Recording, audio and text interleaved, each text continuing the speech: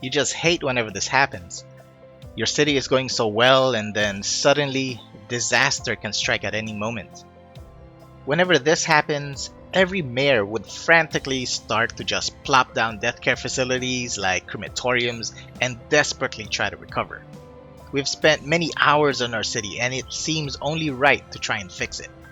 Eventually, we would be able to recover when we've plopped down enough death care, but the damage has already been done, and the death wave will just echo throughout the entire lifetime of your city. Now let's analyze what happened. We have cemeteries here that are accompanied by a crematorium, which looks like it's enough, but yet it did not suffice. Simply put, there just wasn't enough death care. Despite popular belief, not all captains go down with the ship. If at any point in time you see this captain go into a lifeboat, you best follow, because the next words that would come out of his mouth would be "abandon ship." Of course, not before securing his spot on the lifeboat. It's captain, women, and children first to safety on this Titanic city. The captain's name is not Leonardo. He does not care about being the king of the world. This captain will be dry on a lifeboat and will not be caught clinging on some piece of wood in the freezing water waiting for rescue. Do not be like that captain. Or in this case, don't be a Titanic city mayor, and make sure to provide enough lifeboats, which are your death care facilities for your city. This is Captain Ahvious, and welcome to the Advanced Guide to Death Care. That actually did not happen. I was just setting an example. I have not been a Titanic mayor for quite some time. This is our actual city with sufficient death care. For some mayors, this looks like there's too many cemeteries. Just after a few blocks, you see another cemetery, which does not look right. Now let's look at the death care of the Titanic mayor. Now that looks like a decent number of cemeteries, and yet it failed. Let's look at the difference between a cemetery and a crematorium. A crematorium has a patient capacity of 105 with an upkeep weekly cost of $720, while a cemetery has a patient capacity of 3,000 with an upkeep cost of $160. A cemetery definitely appears to be the most cost-efficient choice, with the most patient capacity. However, cemeteries do get full and will require a crematorium to ghastly incinerate the bodies. If you want to completely eliminate cemeteries and just place down crematoriums, since its capacity is just 105, you would need 28 crematoriums just to match the 3,000 capacity of a single cemetery. However, the 28 crematoriums would cost you a weekly upkeep cost of $20,160. The cost is just a little too extreme compared to just having one cemetery and one crematorium. This is why it is much more efficient to have both. I recently participated in PDXCon Remixed Green Suburb Global Build-Off, and this was the study that I submitted. The challenge was to build a green suburb without any mods and with a minimum of 1,000 population. From the time of this recording, it is currently May 1st, 2021, and the winners of PDXCon will be announced sometime between May 21st to the 23rd. From that challenge, I learned that a city cannot sustain with just 1,000 population. A city would need to be utilizing a cemetery and crematorium, which is roughly at around 12,000 population depending on the crematorium's availability in the milestones. If a city does not have a crematorium, the cemeteries would eventually get full, and since there is no longer space to keep the dead, the recently deceased will just continue to multiply and buildings will start to abandon until you have no population left. Therefore, a city cannot just have all cemeteries or all crematoriums. For efficiency, a city should have both. If you would like to see this PDXCon Green Suburb City on how it was built, it will be premiered as a Season 3 miniseries after the winners are announced by the end of May. This is where we left off with the previous episode, where there's actually no death on the left side of the river because we have ample death care. while the newly zoned high-density residential areas are starting to be consumed by death because we do not have any death care in place. Let's take a look at our city stats. This is nearly a 10,000 population growth, and it is in danger of having more or less an equal decrease in population if we do not manage the situation appropriately.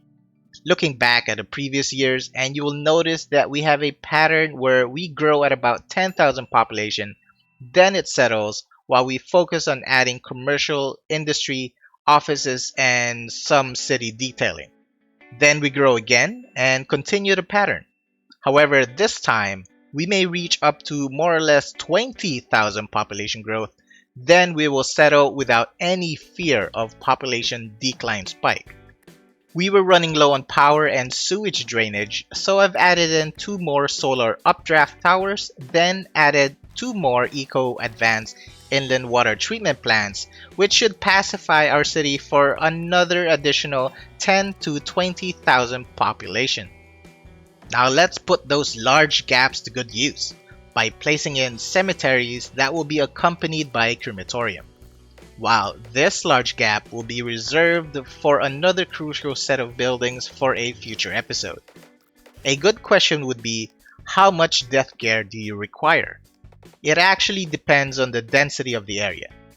This is a fairly large district of high-density residential, so a good and safe number of cemeteries and crematoriums would be a set of 3 to 4.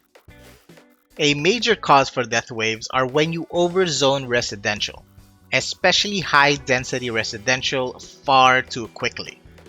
Due to the constant demand for more housing, I have prepared more blocks for high-density residential zoning, but I did not zone them immediately. I just zoned this one block, then proceeded to create my road layout, thus giving time for that one block to develop. Another way to reduce the chances of developing death waves is by adding the child and elder care buildings, which was introduced in Sunset Harbor DOC, and this was the game's answer to death waves. The Child Healthcare Center increases the birth rate, while the Elder Care building extends the lifespan of your Sims within the building's radius. It sounds great, but there are skeptical mayors who hesitate on utilizing these care facilities because of the logic that the Sims would just live longer but will all still die in the same time. That makes complete sense, and it is hard to argue with that logic, except that the logic is still considered as a theory unless tested. Since the elder and child care buildings were introduced, I have been utilizing these structures and have only experienced exceptional results. Fisher Enclave City also uses care facilities, and you've seen our population graph where significant population declines are non-existent. But of course, we are also combining other reduced death wave tricks such as providing sufficient death care or not being a Titanic mayor, and we are also zoning slowly and gradually. While we wait for this residential block to develop, notice how the care buildings are excellent large space fillers, and they also have a large area of effect radius, which means you will just need 1 or 2 of each pair per game tile. It appears that I've broken my own rules by quickly zoning several blocks in the same time. Not necessarily, because these are organic grids, so the scattered zones have different dimensions, so the density is much smaller than it appears. It is like opening a bag of chips where there is more air than actual chips. Slowly yet surely, you will notice that the demands for industry is slowly rising as we continue to provide more housing and commercial areas for shopping. Our bank is also gradually decreasing due to the expensive weekly upkeep for unique buildings. If we wanted to, we could just simply not add in any more unique buildings and we would never have to worry about losing money. But that would be a very dull and tasteless city. What is the point of making money if you're not going to use it? But do not worry, the city is not going to go bankrupt anytime soon. We have yet to establish the oil industry for the city, and we have also not fully utilized the unique factories. When established properly, all four industry types with the unique factories can earn a city up to 300,000 a week. This is a European themed map, so having these high-rise, self-sufficient, high-density buildings is more than welcome to the city. Otherwise, the entire city would just be mid-rise European buildings. It is simply remarkable on how the city continues to demand for more residential housing and commercial zoning. And I am quite certain that our population growth is nearly at 20,000. But will we experience a decline spike in population, or will it sustain? Before this episode ends, we will look at the city stats and make sure that everything is healthy. To be safe, I will add another cemetery with crematorium on the corner of these blocks. I am simply using the cemetery as an additional sound buffer from the avenue. I am going to start to set the self-sufficient high-density buildings as historical to prevent them from growing any taller. If left unchecked, these buildings can become ridiculously too tall, where the structures look more like a wall than a skyline. I will also delete the buildings with the roofs that look like solar panels. I simply do not fancy these buildings, and I also dislike the quarter circle buildings, especially when they spawn right next to each other, that they look just completely out of place. Those structures need to go, and they would need to construct something else.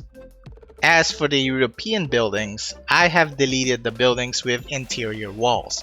I much rather prefer the inner walls to have windows, which looks much more appeasing when viewing from the inside.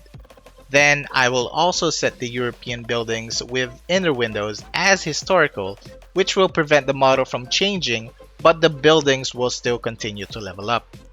As for the finer details, let us not forget to add in fences with our manually placed and misaligned trees.